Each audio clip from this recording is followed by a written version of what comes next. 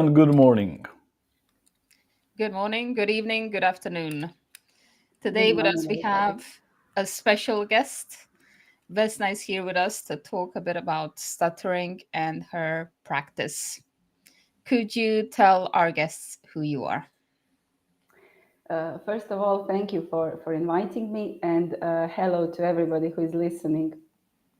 So, I practice body-oriented psychotherapy, but first of all, I finished economy. So, for about 8 years, I worked as product manager in a company here in Split, and then I moved to Zagreb and worked in an international company in Zagreb.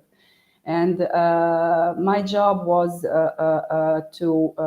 I was in charge of a department in this company that imported and sold houseware and cookware and other products, but my department was for household items. And this actually wasn't my choice because I chose economy because of my stuttering problem. So I'm a person who stutters, and I also have a child that stutters. So this is also important information about me that I forgot to say in the beginning. And I chose economy because I thought that I would be working somewhere where I wouldn't be too much in contact with people, like an accounting or something like that.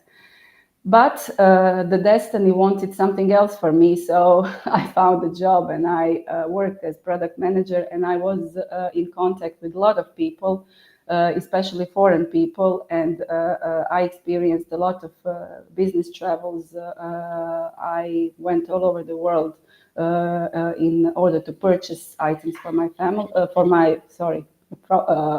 company. And also, I worked in wholesales in selling those products here in Croatia. But this, as I said, wasn't exactly the thing that I wanted. I chose it because of my stutter.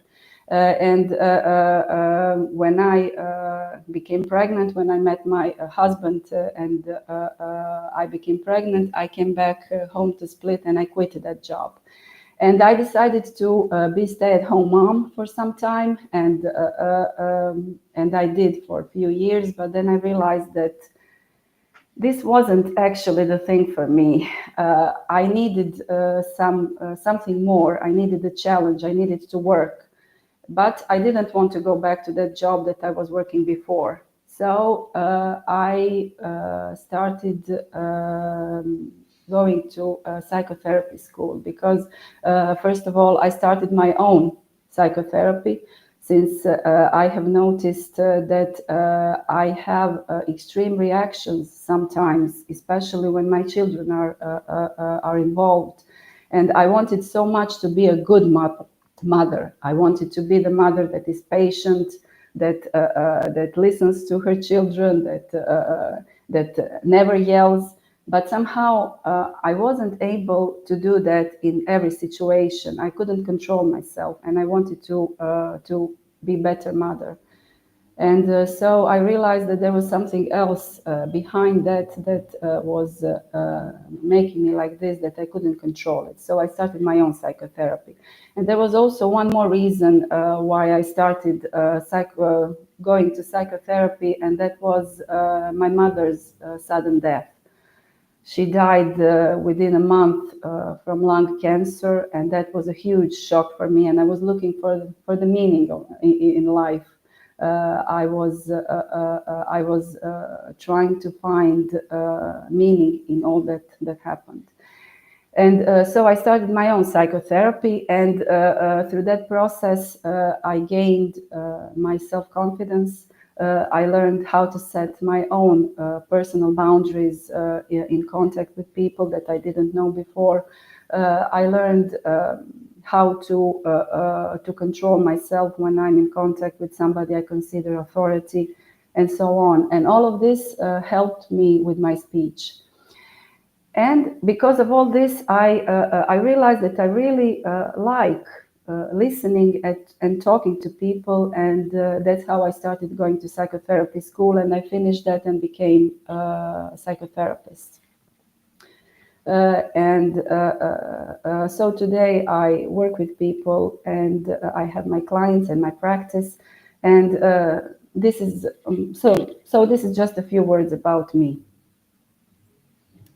Thank you. Okay. Thank you. Yeah, and what I need to notice is that you said that you stutter, but I cannot hear it. So it's a really interesting thing that it's not visible, it's not hearable, actually. And Before I get with the next question, I would like to ask people in the audience just to say hello if we are going live. I hope we are. And Also comment on this topic. It's really interesting. And You help people who stutter. What inspired and motivated you for this, to help others with this, should we say, an issue, problem, Challenge. challenge? Challenge. Challenge. Okay. Thank you, Darko. Thank you for that comment about my stuttering. Maybe 10 or 15 years ago, you wouldn't say that, and I wouldn't even be here because this wouldn't be even a possibility for me. The motivation for me was that my son started to stutter when he was 3 years old. And that was a huge shock for me because that was my nightmare coming true. This was the thing that I feared the most, and it was something that was very difficult for me to deal with for a couple of months. But I noticed that the way that I reacted with my child and the way that I held myself in contact with him was making him worse, and his speech was worsening. Should I say that? Like, I actually realized that I needed to do something about myself.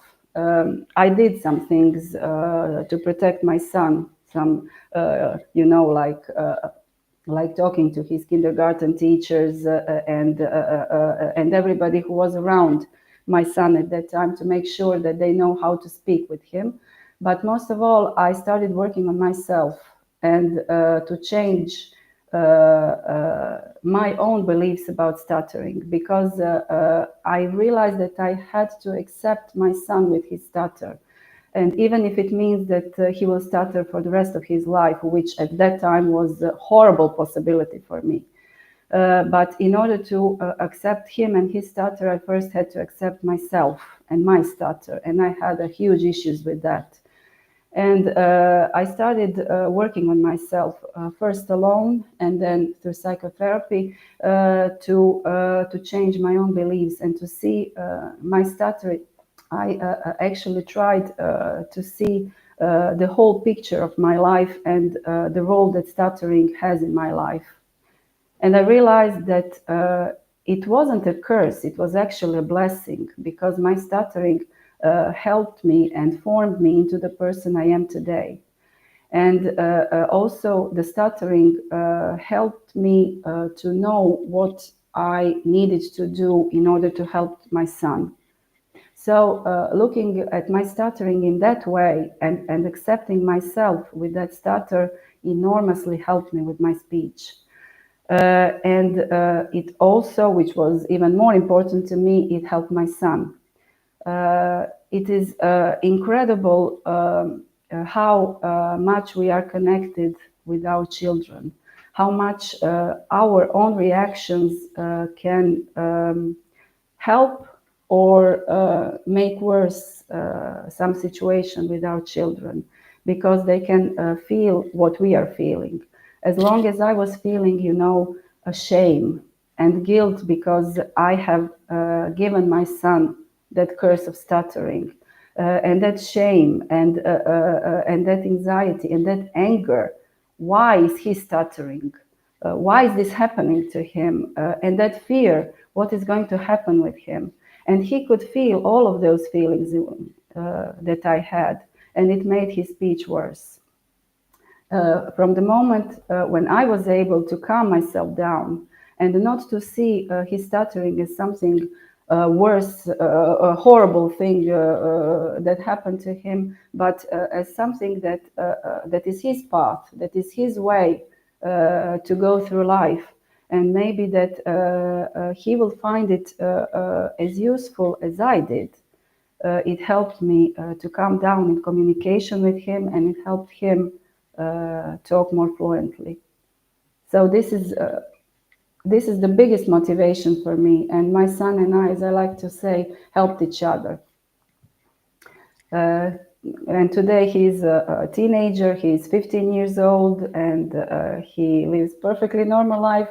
He stutters, and he will probably stutter all his life because there is no cure for stuttering, and this can be very difficult to hear. But you can.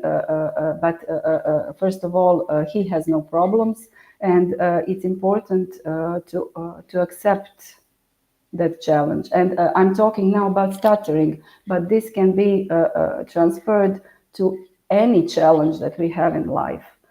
When we accept ourselves as we are, everything is much easier. Everything is better. Absolutely. I think the language teachers can relate to what it's like to develop confidence as speakers and in their students, but we can think about any kind of activity we do. If we don't embody it and if people don't see the confidence, it's very difficult to be relatable or trustworthy in a way. Yes, that's true. That's true. What did you tell his kindergarten teachers, and what would you tell people who work or encounter people who stutter? How should we speak to such people? Yes.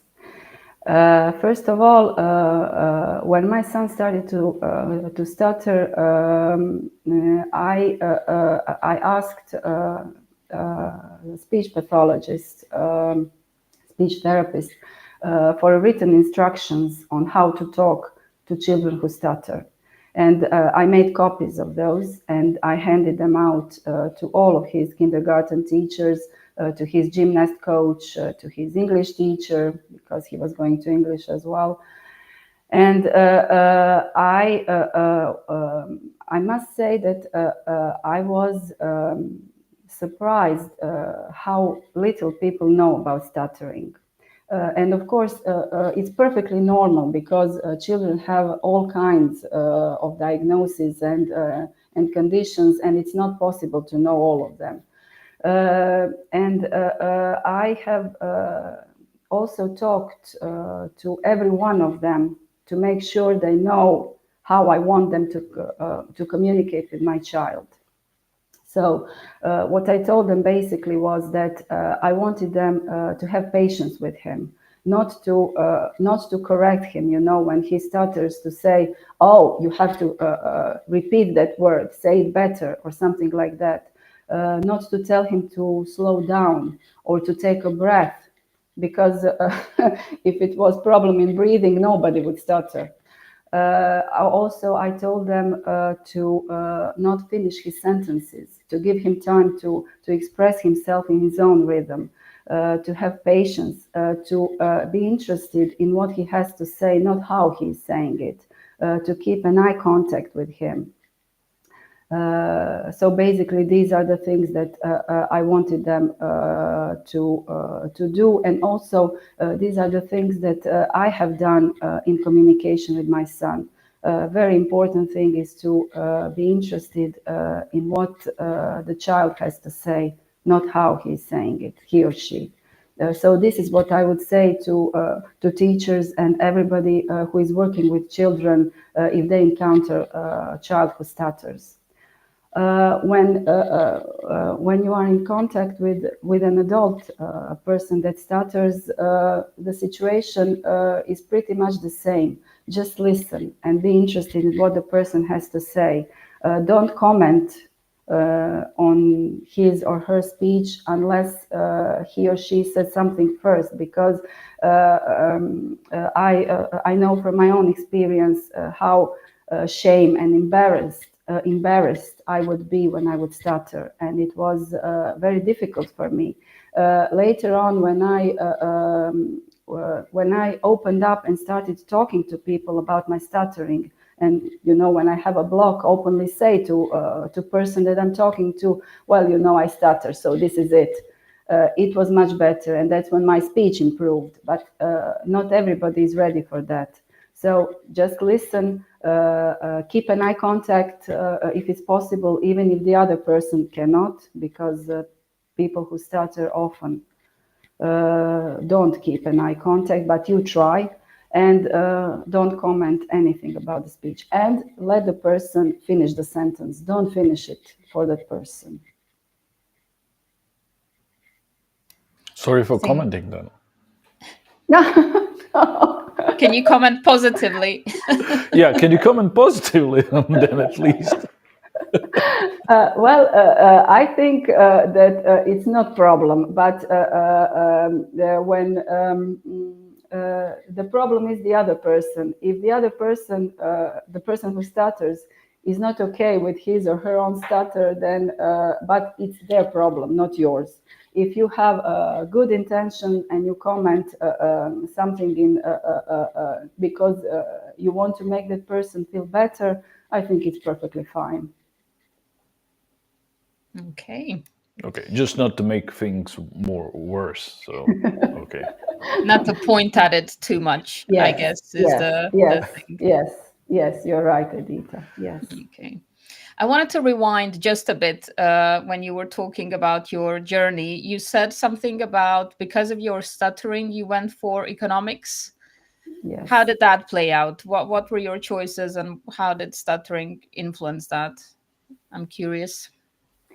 At that time, actually, I didn't have a lot of choices because my parents were not able financially to send me somewhere to study. So my choices were very limited at that time. And economy seemed to me like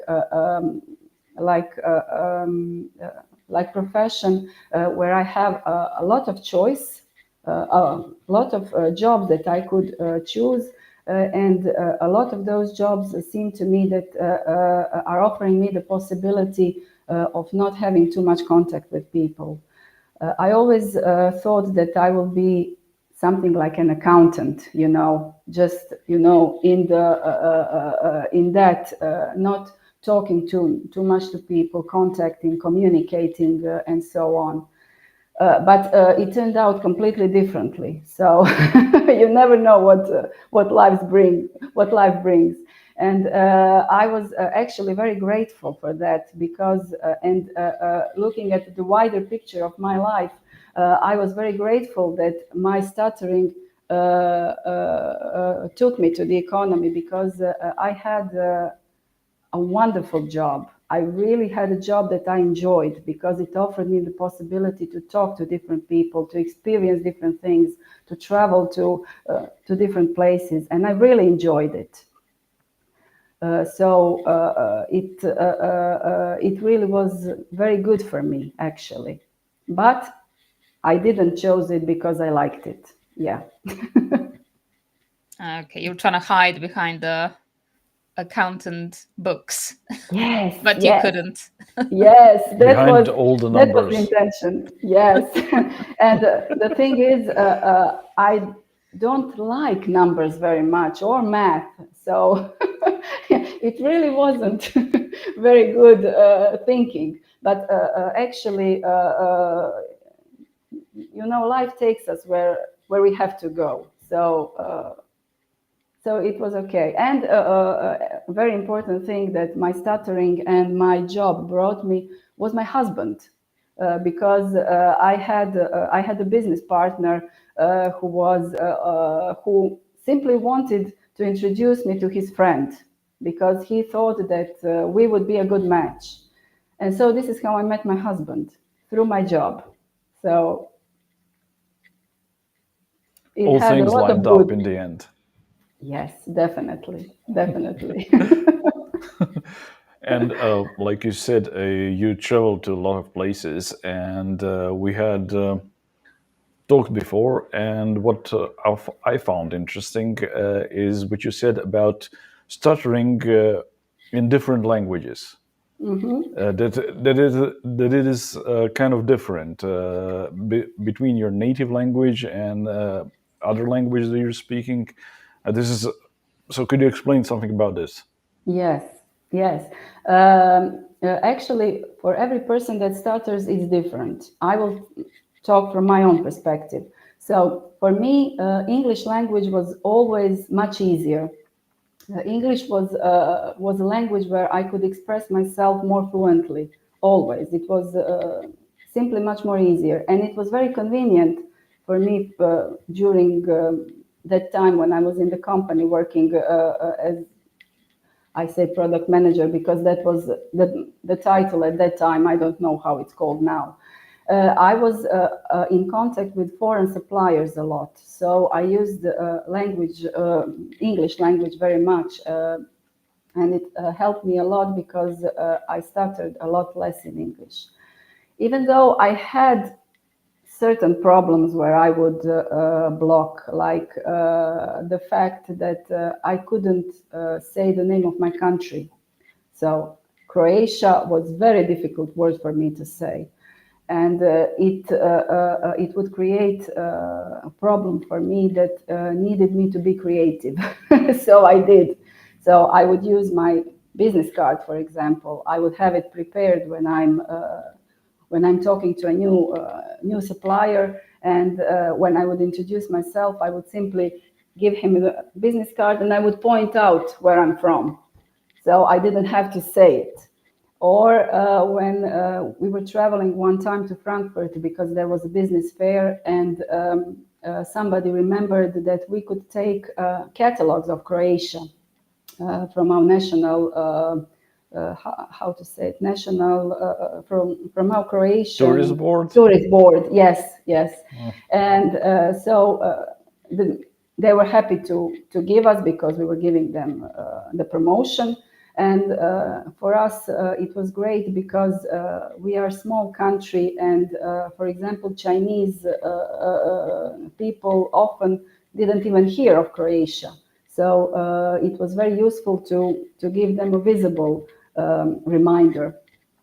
And we took those catalogs, and it was incredible for me. So I didn't have to say anything, just take out the catalog, which was beautiful, with all the pictures and everything, and the huge letters Croatia written in front. So so next time, sorry, when we were traveling to China for business fair over there, I took a lot of those catalogs as well. And to be honest, I think that God protected me at that point, because I have no idea how we passed with such weight in the airplane. You know, how did we pass through the checking control? Because the catalogs were really heavy. But the point is that for me, English was much easier. And I think that the reason for that was that my Croatian, a native language, is the language where I have experienced all the negative things regarding stuttering. In the contact with my parents. My parents were also very shocked when I started to stutter, and knew nothing about stuttering. So they did everything that I was talking earlier not to do, they did to me.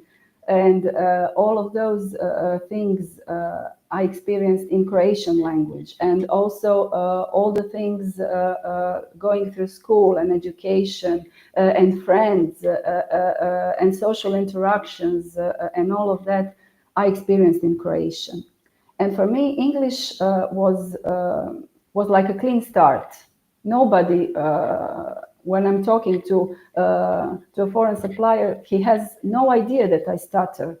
And that was a huge relief for me. And I think that that's why it was much easier for me to talk in English. This doesn't apply to everybody who stutters, because I have talked to different people, and some of them say that it's for them it's more difficult in foreign language because they are thinking about the structure of the sentence and words that they don't know anything about, and they feel a lot of pressure, and this makes them stutter more in foreign language. But for me, it was different.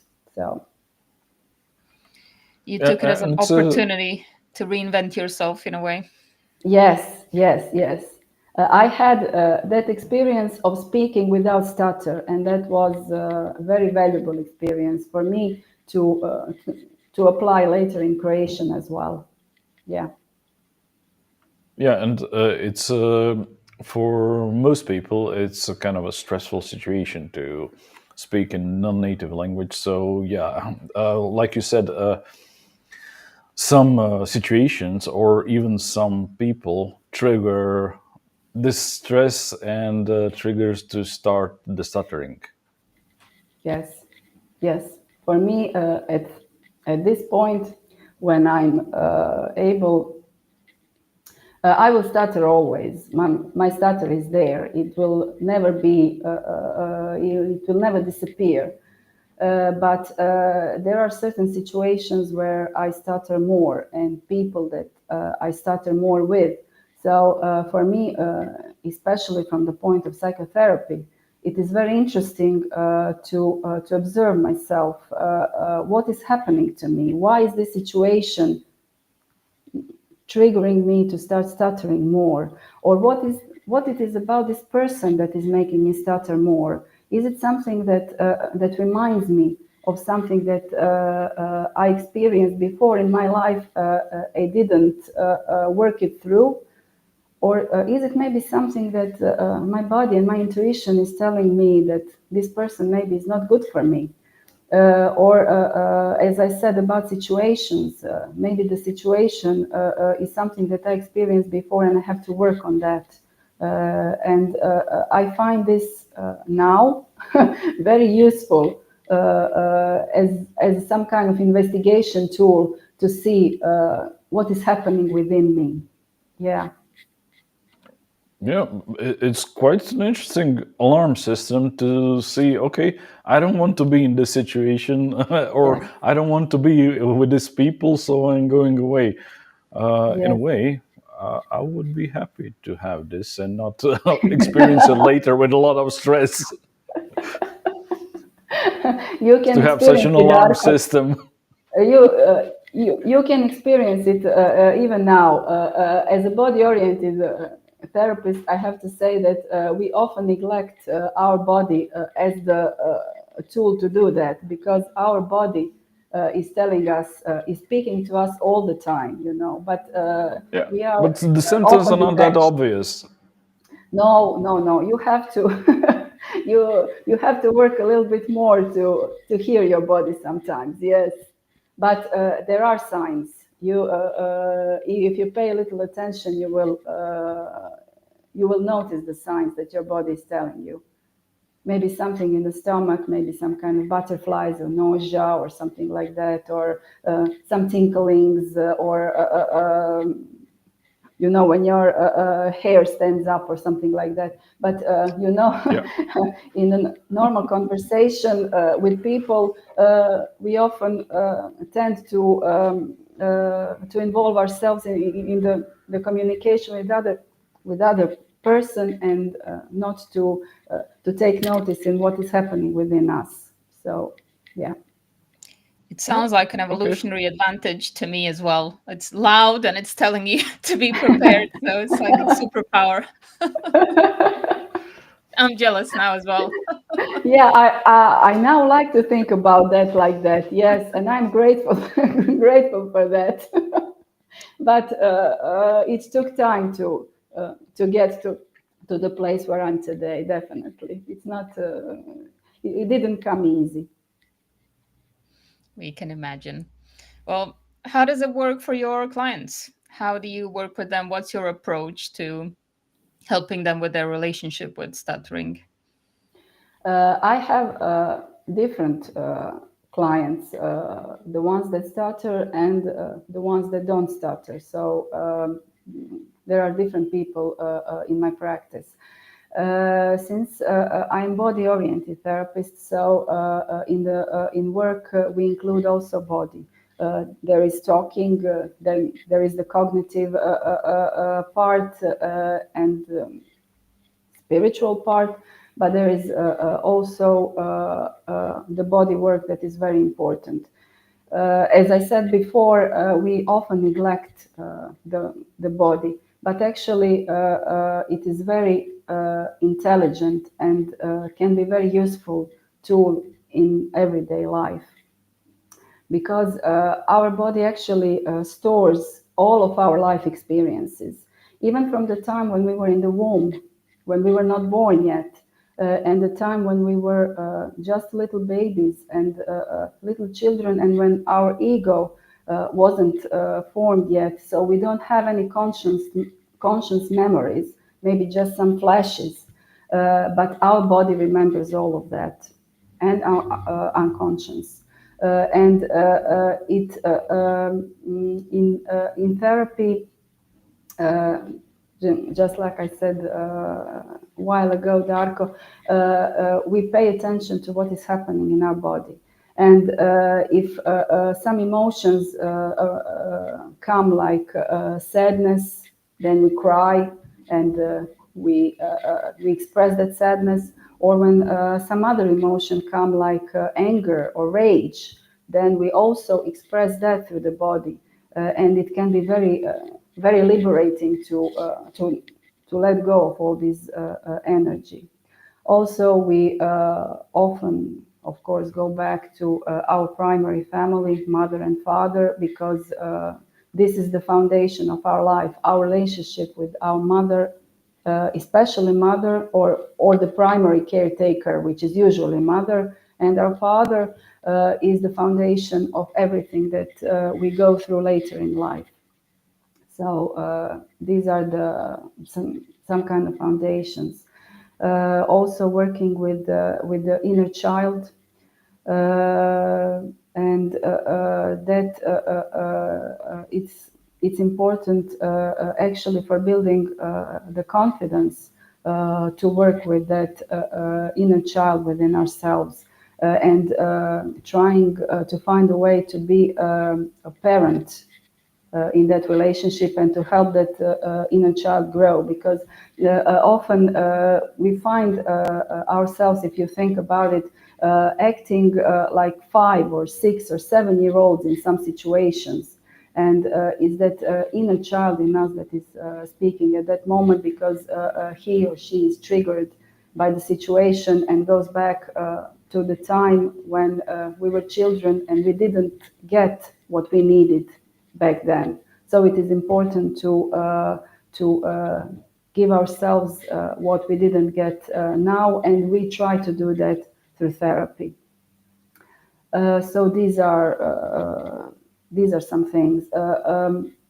People who stutter have usually the same problems as the people who don't stutter. It always revolves around self-confidence, setting right personal boundaries with other people, respecting yourself and loving yourself, finding a way to accept, and if with people who stutter, accepting themselves with the stutter, and so on. So this is basically the part of what we do in therapy. Trying to be as kind to ourselves as we are to others, in a way. Because the way we treat ourselves is the way that other treat us. If you don't love and respect yourself, other people will not as well. If you're not able to say no in some situations with other people, they will not respect you. You have to put yourself first. This sounds very egoistic when you think about it, because we are used to, I was brought up believing that I need to put other people first. But this is not true. in order to be a good person and in order to be a good mother, I have to be able to put myself first, which doesn't mean that I don't respect other people. No, respecting other people, not hurting other people, but putting yourself first is important. And then the other people will respect you as well and treat you the way that you treat yourself. Yes. How are you going to help others if you can't help yourself? Absolutely, absolutely. That's why when you go to psychotherapy school, you have to go to your own psychotherapy to work on yourself. Yes. And if somebody who's listening wants to do some work with you and start therapy with you, how can they find you? And what does it look like at the start? Do you have like an interview before or a form? They can contact me on LinkedIn, message, or maybe I can put my phone number on my email in the chat or something. And yes, we can have a talk. No problem. Whoever wants to contact me, I'm open for uh, for um, For a for conversation. contact. Yes, yes, yes. Perfect. You said it's body oriented, and from what I understand, it's not just what our feelings and what we think comes outside, but it's also a connection on both ends. So what we look from the outside also does reflect on our thoughts and feelings. Absolutely. Everything is connected. Everything is connected. Uh, the way, for example, maybe if you, if you want, we can do a little exercise. How you feel when you are like this, you know, your body position like this, when you are hunched, how does it feel? And then when you stand up and you put your shoulders back and your front, how does it feel? You feel Yep, much more it feels confident. different. You feel different. You feel much more confident. You feel better. And of course, this you have to have built-in confidence to keep the body like this, or it will go back to. But just to see how different it is. And everything is connected, our emotions and our body and our mind, all of that is connected. Yes. Oh, so it's an interesting exercise for our viewers and listeners because, from what I know, some of them just have this as an easily entrance to the day when they listen on Thursday our live show. So they could also do this to have a better start of the day, just extend Yes. themselves. Yes. Yes. Yes. And to breathe in deeply, and and yes, definitely, definitely. So even with breathing, it's different how you will feel afterwards. Yes. The breathing is also the one thing that helped me a lot with my speech. The breathing is extremely important. This is the first thing that we do when we come to Earth, and the last thing that we do when we leave the Earth. We breathe. We breathe in and we breathe out. And for me, especially for the stuttering, the breathing is very important. People who stutter often don't know how to breathe. I used to, do this thing that I thought would help me, but it would always make me speak worse, where I would just, exhale and then try to talk, and it would look like I'm dying. And yeah, and it took me a while to understand that I have to breathe in and talk while breathing out. This was something that I needed to learn. So yeah, breathing Yeah, is important in all situations. And when you are also in a situation when you are stressed out and everything. Breathing helps you get inside your body and in now, being present through the breathing, and it helps you calm down. It helps your nervous system to calm down. When you breathe in through the nose and breathe out long breath through your mouth, it helps you calm down. Your nervous system calms down. These are simple things we forget. Darko, you're muted.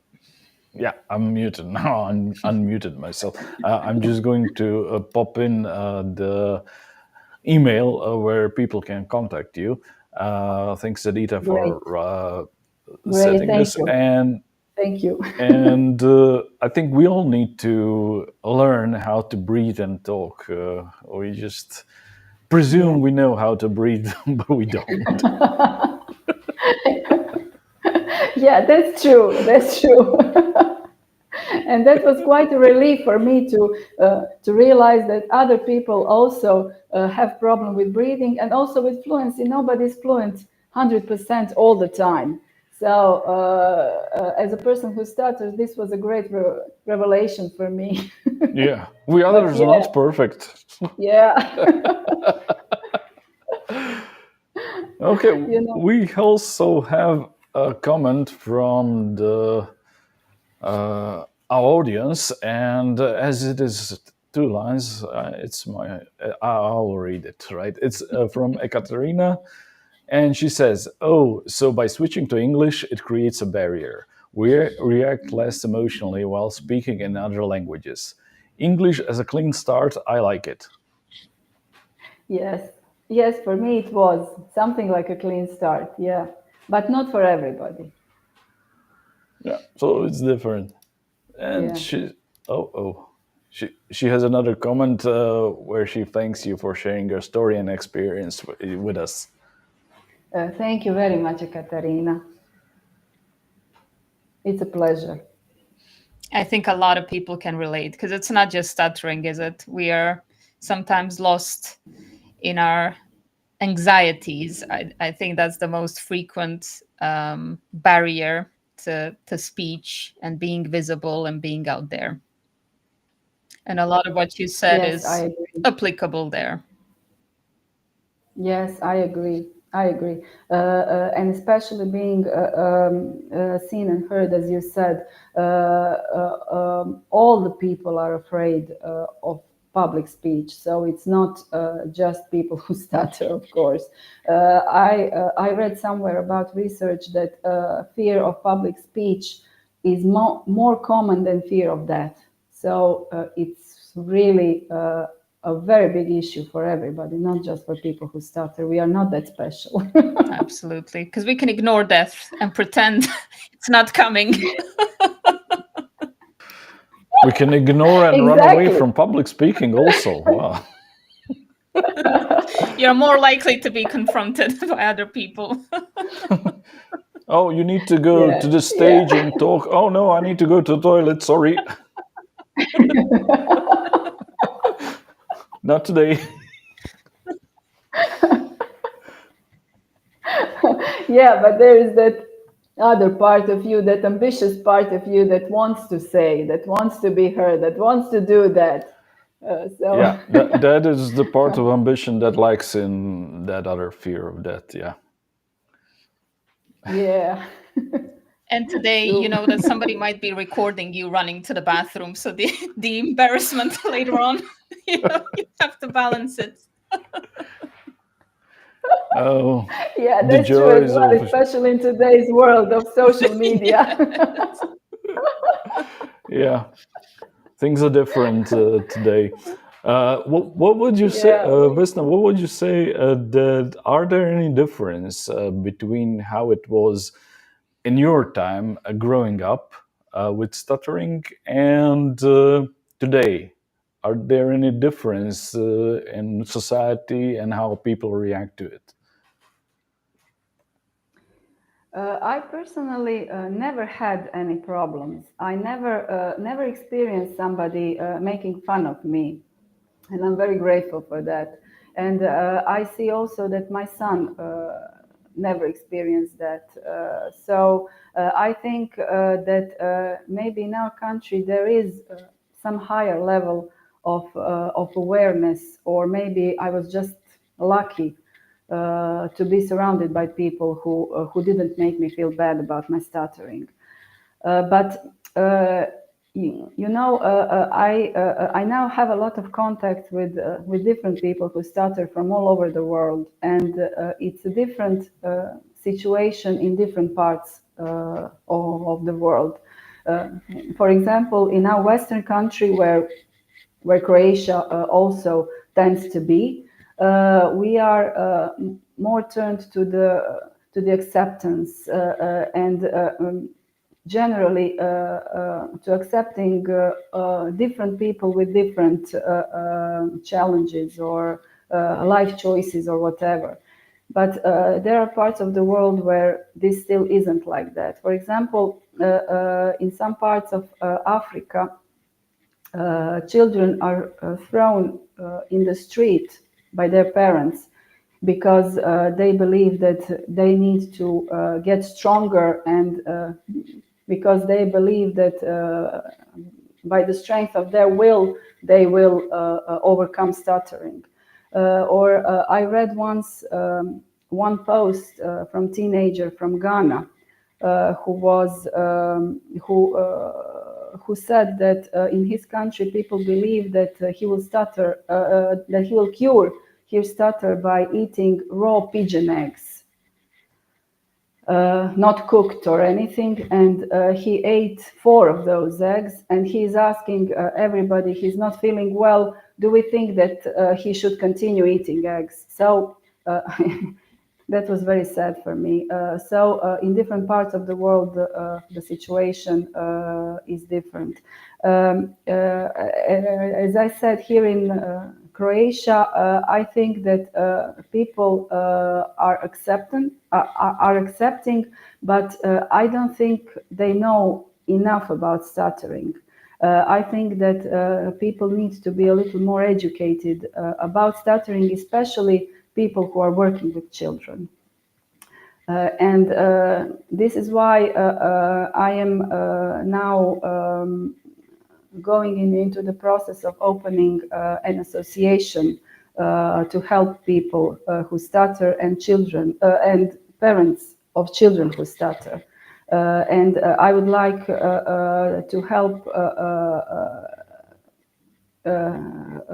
people get more aware about stuttering, and to educate them more about stuttering, and maybe to create some kind of community for people who stutter. Because as I was growing up, I never knew anybody else who stuttered. So I felt very isolated. It's much more easier to have other people with the same challenge as you. So I would like to make that happen for people here. When is this NGO opening? Well, I have all the papers prepared. I just have to go and do it. So it will be very soon. Okay, so this is the Just first. the explanation, here in Croatia, we needed a lot of papers for everything, so it's an accomplishment to have all the papers. If you have the papers, you're set. I think I have. We'll see when I get there. What else do I need? But the most important things are ready. Yes. Excellent. You said it was Horizons of Voice. It will be called, if I remember. Yes. The Association for helping and supporting people who stutter, and parents of children who stutter. Horizons of Voice. Yes. Good luck with that. Horizonti glas. I think we all need a bit more community, especially with very specific issues, to be understood by others. Yes, I think so too. You mentioned some cultural aspects of it. So if you in the chat have any differences in your country when it comes to perceiving stutter, please share it with us. When you were giving... Yes, that would be very interesting. Yes. When you were giving these examples, I was thinking what our perspective is on these things. Being left in the street, is that a way of having children face their problems? Could that actually help people? Absolutely not. Why not? Absolutely not. Absolutely not, because this is not the way to help anybody. The way to help people is by supporting and loving and being there for them, not by turning your back on them, especially if it is your children. I think that's definitely not the right way. Actually, this that I was talking about throwing children out in the street. This was I read this because that was included in one research that one scientist did in this country in Africa. I can't remember what country that was, so I'm not going to speculate. But she actually did the research in a country where people spoke their native language, and in school they spoke English language. And she wanted to see how children who are stuttering, are they stuttering more in their native language or more in English language? This is something that we talked about before also. And she discovered that those children who were thrown out in the street, they they stuttered much more in their native language, because that were their parents who they talked in their native language. And the children who were, for example, bullied more at school or teased more, they spoke and stuttered more in English. So this is very much related to what I was talking about before, with my own experiences with English language. The trauma, basically. Yes, yes, yes, and that emotional part of stuttering, which is very important and very huge. Often stuttering is shown like a big piece of ice in the water. So there is a small piece above the water and a huge part underneath the water. And that small part that is sticking out of the water are those visible aspects of stuttering, blocks and repetitions and even secondary behaviors that people have, like tics or some movements of the body, head, the hands, or something to help them through the speech block.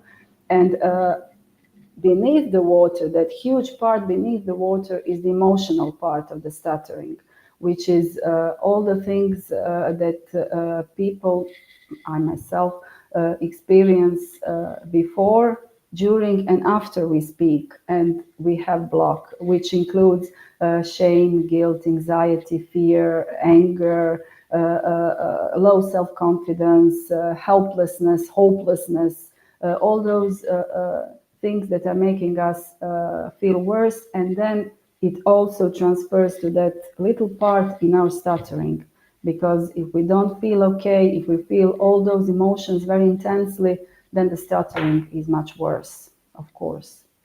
So in that part, psychotherapy can be very helpful to get in peace with yourself and to learn how to control those feelings and to see what is triggering those feelings and work on those things. When you were talking about this that we mentioned in the street, what I was thinking about is exposure and risking things, getting on that stage even though you might stutter.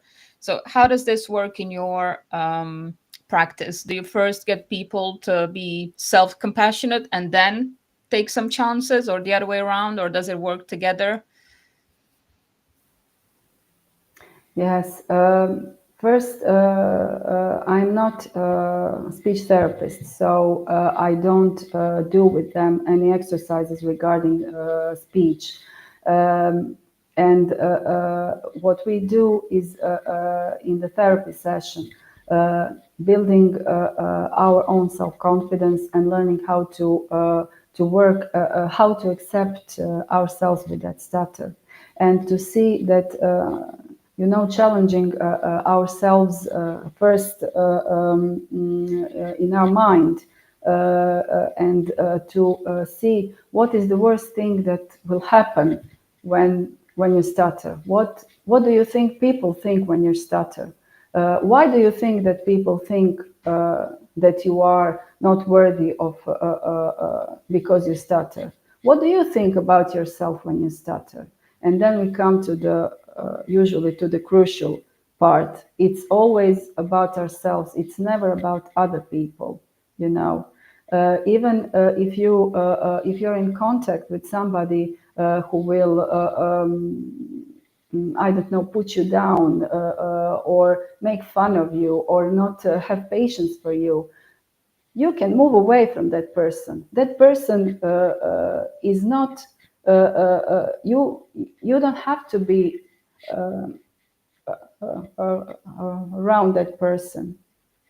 So that can actually help you select people that should be that you should be in contact with. So this is actually what we do in therapy. Self-reflection first. Yes, definitely, definitely. It always starts with us. In not just for stuttering, that that goes for everything. I think people can find themselves in what you are saying, regardless, yeah, of what their challenges or Yes, problems are. Um, yes, if you have definitely. any questions, now's your time. We have a couple of minutes left. So if you're curious about something that we haven't asked, please do it now, especially because LinkedIn is a bit slow. So we'll see your question in maybe 20 with a seconds bit of after you ask delay. it. Yes.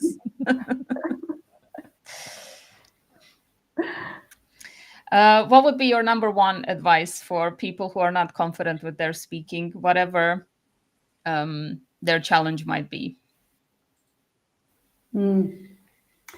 My advice would be to go through it.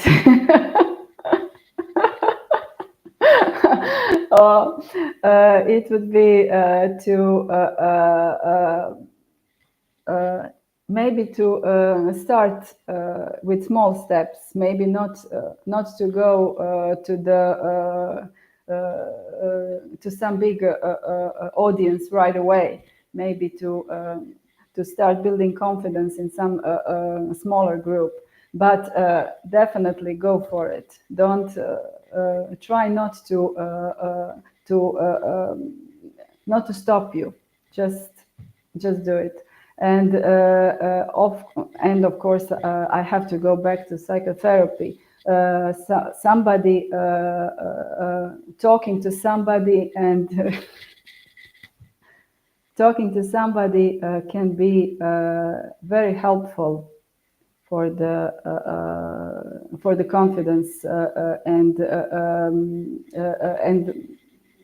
psychotherapy can help you build up confidence and make you more secure to do that. But definitely go for it. I agree. I think if you go to the expert, it can make your life much easier and it will be more efficient in a way than you struggling on your own and trying to figure things out in a sea of, Yes, I think so yeah, in a too. sea of information, I think so especially. too. Uh, Yeah, I think Darko so had to too. leave us before he saw a comment that was meant for him. You three were great in short form because Samuel has he's a very expressive person, so he often has very long comments. So he was trying to be kind to Darko today. Thank you, Samuel. We really appreciate you. Thank you, Samuel. Thank you very much. All right. I think we can wrap it up here. Thank you very much, Vesna, for everything that you shared with us today. I think a lot of people will benefit from it, be there learning another language, trying to build their business, trying to get rid of anxiety at work, presenting, whatever their challenge might be. Find some support, find some self compassion, and find somebody to help you. Yes, Yes, I And agree. Vesna should be your first choice. So go find her on LinkedIn, send her a message. As you can see, she's lovely and open to communicating with everyone. So go for it today. Take care, everyone. Thank you so much, Edita. Thank you, everybody, for listening and being there. Bye bye.